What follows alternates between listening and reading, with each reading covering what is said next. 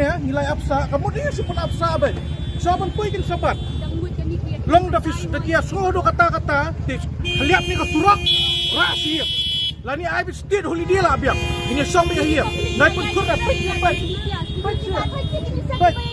kam dei ka pakai ngir ba HP kam HP ai tolong kata VIP culture mut tolong ayah hadukan no kinong penyadu beli kilong stupid hadukan ikan dia beli kilong illiterate hadukan ikan ni kidan haka bor kidan haka an tambah kilong illiterate sebab palat ha kapor kimia dan KK kimia dan kia suya bat sabit penap sabit my depth to pat bat my depth to ya you madia milera ka kam jungi milera taga kam ni sia ka biang kam jungi tim milera pwede ba kami hato ka yon kina bala ka penla pemina mo ndu pisan kono non ang banay no kami ira ini ba yang hana bala penbenata kami ngingi pet kuon ba mi ira dong taro hato pini ba di ka jing fele jong ka desi mission learning sarkar manong magkamay kani ka jing filia kani ka jing filia jong sistem ka jing filia jong kinong penya jong ka bor jong ka an and plus ka taro kani ka lalong kumbale don bor kila ayu long kumba misuse ka pawa abli kilong le don bor sya ki pen selang ngi pet ba kum dia dalor linti sengkin ru baret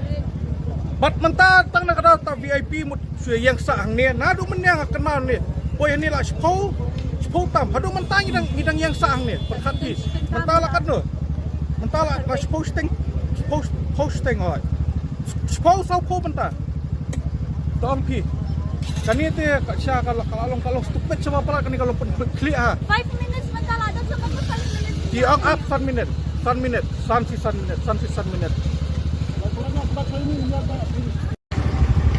easily they can fly, okay? Our public is not going to throw one stone also to Amit Shah. Why he is afraid of so much?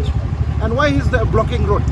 If we are not going to pay 1 day, late fee is there for GST. And now he is blocking half an hour this road. Who will pay that half an hour payment? Each and every minute there is money. They think they need only money. We are like puppet. don't you see like the government or the station reveal they don't give the notification also. There was no notification publicly. I didn't receive any notification. Otherwise, I could have stayed at home only.